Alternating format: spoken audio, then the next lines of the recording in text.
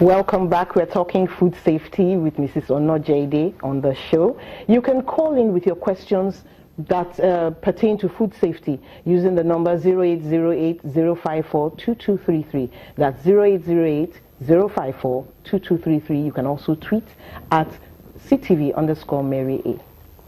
Now, I have heard people actually talk about taking medication with carbonated drinks. What really is the effect of taking vitamin C with carbonated drinks?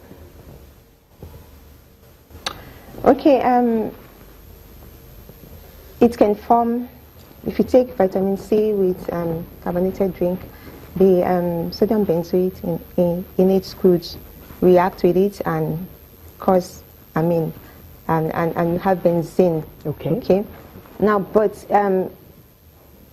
like we said already, these things should be at an acceptable level, and of course the court has ruled that it should be put on the bottles, that they shouldn't be taken. Are you in favor of vitamin C? Writing stuff on bottles like this? It's fine. It's fine. If it will help people better, it's fine. It's not. Okay, so what is bad about benzene? Is that the carcinogenic agent we are talking about here? Yes, benzene is carcinogenic, but when it reacts with vitamin C, benzene can be carcinogenic. But what you have on the soft drink is benzoate. Sodium benzoate. Okay, so yes, benzene on its own can be carcinogenic. Okay. We won't have it in the air. My point here is, many people take vitamin C. So, how is a person to take his vitamin C if he's taking carbonated drinks? Is it a matter of spacing what you take? How long do you space it apart? Or maybe when you're taking vitamin C, don't take carbonated drinks. What is your opinion? Like I said, the Ministry of Health has come up with a recommendation that, and I'm not going to, and that is it. And like I said earlier, let me hold you there for a second. Okay. There's a call coming in from Abuja. Hello, Shola. Shola, are you there? I think we've lost Shola. So you were talking about the Ministry of Health. Yeah, so basically, like I said earlier, everything in life is about moderation. You have to do yourself that good and be moderate about everything you take. Don't ever assume that everything is 100%. We don't live in a perfect world. But you know, that is how the Nigerian public is. So trusting. Anything that is on the shelf is okay. I'm not even talking about just things on the shelf now. I'm talking about generally moderation. Do you understand? Like I gave you the example about carrots. Whatever you do, eat it in moderation, generally speaking. Okay, so... And like I'd say, I think that it's better to take drugs with water, generally speaking. Yes, speaking of drugs, you know, we spoke just about vitamin C. There are other things. People pop malaria pills every day. Are you advocating that they don't do it with carbonated drinks? Well, I'm not a medical doctor. That's how I've been emphasized. I'm a food safety person. But like I would say, from my own aspect of being careful, I would say take with water. Water is the best to drink, by the way. I'm sure you know that. So just take it to be on the safe side, rather than trying to analyze and reanalyze what is. Just take with water to be on the safe side. Okay, you've spoken a lot about information and enlightenment. In your opinion, what should be done to make the consumer an informed consumer? Yeah. In practical terms. Very good. Thank you very much. I really like that question. My professional body, the Nigerian Institute of Food Science and Technology, already we're working on something, the Lagos State chapter. We have our meetings monthly, and in the last month meeting we decided we're going to do something to, like a corporate social CSRO, to create awareness. And we've been doing this before anyway. There are times that we've gone to the markets, we make people aware of food safety. So generally speaking, I think that organizations, big organizations, small and medium organizations, consultants, people like me, who have this knowledge should be able to create CSRO programs, and with the media like you, be able to create CSRO programs, because it's not good enough like in our society what we normally do when there's an issue. Everybody starts speaking about it. There's a fire brigade approach. Okay, fine, you have to do that to address the situation. But better still is being prevention.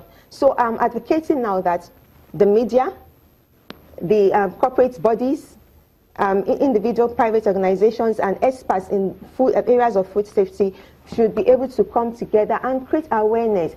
And not only just speaking from this point of view, take it to the grassroots, take it to them. Do you understand? Take it to, and talk to them one-on-one. You're buying akara from that woman who sells akara. Try and educate her why she should try to be more hygienic in a method of preparation. You see she's doing the wrong things. Tell her you don't use paper with ink. You understand? You go to the woman, and I'm mentioning these things because these are the grassroots things. These are people that these are things that people in the grassroots eat. Fried plantain, fried yam, those roasted plantain sold by the roadside. Yes, again, you could say that, okay, for instance, roasted plantain, the heat will destroy the microbes. But then handling again, after it has cooled down, you put it in that paper with ink. You know, so food safety is something that we really have to create awareness about, one-on-one, advocacy, professional bodies, relevant professional body, relevant stakeholders. Go to the grassroots, and then media on our side as well. Work with the professionals and let people know how to generally be safe with their foods. Okay, I have Lukman Abdul Rauf here. He tweeted, is there any other beverage that can be poisonous if taken with vitamin C, like Fanta and the others?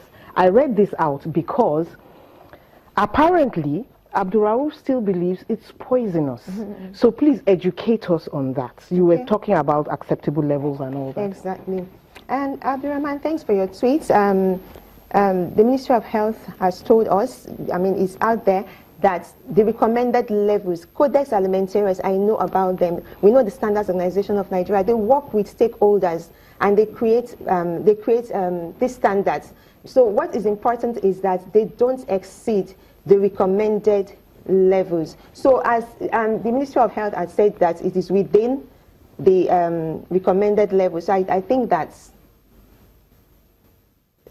what, I mean, that's the word we have out there. So in other words, if you stay within recommended levels, you are okay.